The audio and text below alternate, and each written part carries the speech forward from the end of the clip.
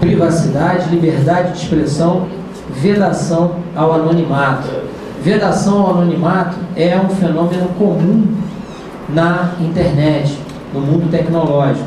E isso eu vou apresentar um exemplo aqui ou outro de decisão condenatória com a finalidade de reparação, de indenização, onde cada vez mais nós vamos verificar uma preocupação das empresas que exploram essa atividade de garantirem o cadastro efetivo de quem está usando o serviço, porque a responsabilização está caindo sobre elas. E elas não vão querer arcar com essas indenizações. Os casos são muitos, né? Eu posso dar um exemplo que aconteceu com a minha mãe. Minha mãe fizeram um perfil falso para ela na internet, colocaram o perfil falso para minha mãe, né?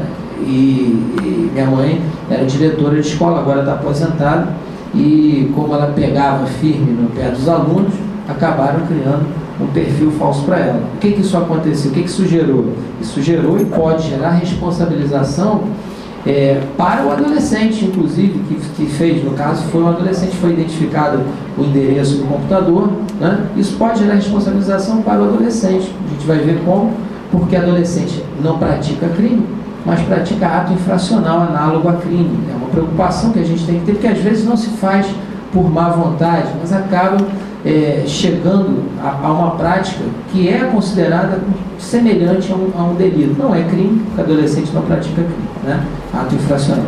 Então, essa vedação ao anonimato significa dizer: responsabilize-se pelo que você faz, assine embaixo, faça o seu registro para que nós saibamos quem é que está produzindo esse material, né? Então, esses três valores, esses três princípios constitucionais são fundamentais no uso da tecnologia: privacidade, vedação, anonimato e liberdade de expressão. Todos os direitos fundamentais, todos eles aplicáveis com limitações, né? Não podendo, claro, acontecer um uso desvirtuado. Então, falando desse casamento de informática com direito no Brasil, falei um pouco de princípios constitucionais importantes e também posso dizer que nós não temos uma legislação específica voltada para a área da tecnologia. Os textos são esparsos. Vai uma legislação aqui, uma outra legislação ali, coloca alguns artigos. Agora, em novembro de 2008, o Estatuto da Criança e do Adolescente foi alterado e colocou previsão de alguns crimes chamados genericamente de crimes de combate à pedofilia, né?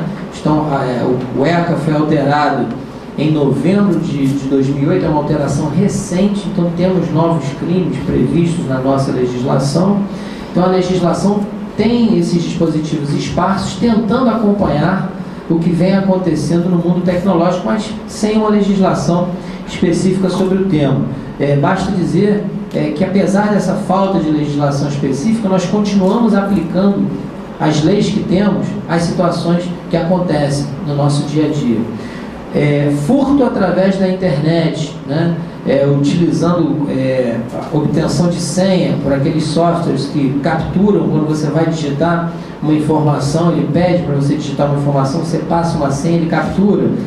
Ainda é enquadrado pela nossa legislação, pelo nosso Código Penal de 1940, 1941, junto com o Código de Processo Penal. Entra lá no furto tradicional, estelionato, a mesma coisa, né? Sites de leilão que vão fazer leilão do que não existe. Você entra e faz o crédito, transferência bancária, quando vai ver não tem leilão, não tem nada. Outras legislações, mencionei aqui o Estatuto da Criança e do Adolescente. Para dar mais um exemplo e passar para o próximo assunto, uma resolução do TSE, Tribunal Superior Eleitoral, regulando propaganda eleitoral. Propaganda eleitoral para aqueles que vão se candidatar a cargo político, ela só pode acontecer no período do ano, a partir de julho. Tem um período certo para propaganda eleitoral. E as resoluções agora já têm essa preocupação. A resolução que tratou disso em 2008, ela falava: propaganda eleitoral nas eleições municipais de 2008, ainda que realizada pela internet, Paraná aí vai ter que seguir essas regras. Um capítulo inteiro da propaganda eleitoral na internet, dizendo que o candidato tem que ter uma página específica.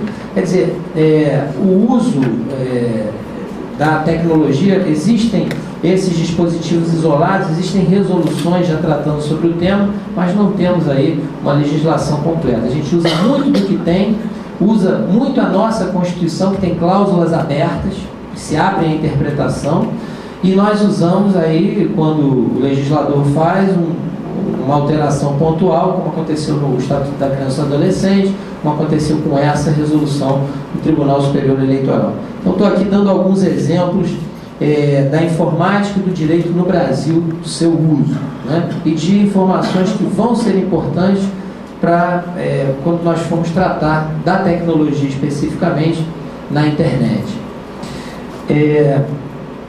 Muito bem, o lado bom da internet, né? O seu lado positivo. Quais são os exemplos que nós temos? Os exemplos são intermináveis aqui, infindáveis. Eu tenho exemplos, ficaria aqui falando a noite inteira sobre eles. Dou um exemplo aqui para vocês. Eleição, nossa eleição através de urna eletrônica.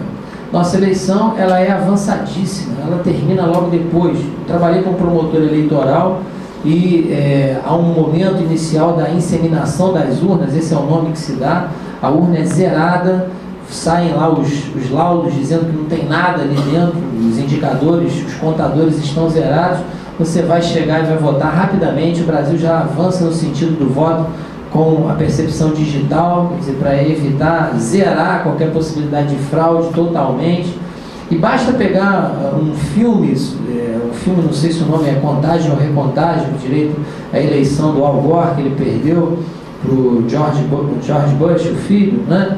E naquela eleição, a confusão que deu na contagem manual, né? E essa dificuldade, necessidade de fazer uma recontagem, nós aqui não temos esse tipo de problema. A urna eletrônica é um mecanismo avançadíssimo de uso da tecnologia. Outro exemplo que eu posso dar, o processo digital. Aqui nós estamos ainda na fase, alguns tribunais já têm mais desenvolvido, mas a tendência é acelerar o término de um processo. É claro que um processo, nossa visão é de que o processo demora muito, e demora, porque o nosso sistema jurídico tem várias cadeias de recursos, de revisões de decisão, mas há um mecanismo onde a tecnologia pode ajudar, que é o processo digital. Uma abertura de entregar um processo para quem tem que se manifestar pode ser feito pelo computador de modo imediato, sem precisar pegar aquela pilha enorme, botar no carrinho e levar para o outro lugar. Então, o processo digital é um exemplo que também vem acontecendo de uso da tecnologia, do seu lado bom. Quem tem parente em lugar distante, a possibilidade de se conectar, de se comunicar através de webcam, você vê a pessoa do outro lado, a pessoa te vê, então vocês se aproximam através da internet, é um custo de ligação muito barato, ligação local, usa o provedor, paga aquela taxa mensal. Então são assim exemplos, nós temos diversos exemplos do uso favorável da tecnologia. No caso nosso, do Ministério Público aqui do Estado do Rio de Janeiro, nós desenvolvemos um sistema, o MCA, Criança e Adolescente, para tentar retirar as crianças que estão abrigadas, longe da família. O abrigo é uma instituição provisória, então esse sistema ele aproxima, ele dá visibilidade em quem, a criança que já está abrigada há muito tempo, a referência aos seus familiares, para trazer esses familiares, que a obrigação dos familiares é levar a criança do abrigo. O abrigo não pode ser um depósito de crianças, né? De adolescentes, e se for o caso, se não tiver jeito, colocar essa criança, esse adolescente para adoção, para que ela tenha uma família efetiva que cuide dela. Então esse sistema ele deu essa visibilidade, foi feita uma estatística agora, ele é usado pelos conselhos tutelares, pelos abrigos. Estou dando um exemplo de um caso aqui nosso, e outros mais poderia dar. Então esse é o lado da internet, da tecnologia, é por isso que ela veio para ficar, é por isso que ela não vai, não tem como voltar, é um movimento sem volta, ao qual é importante a nossa adaptação.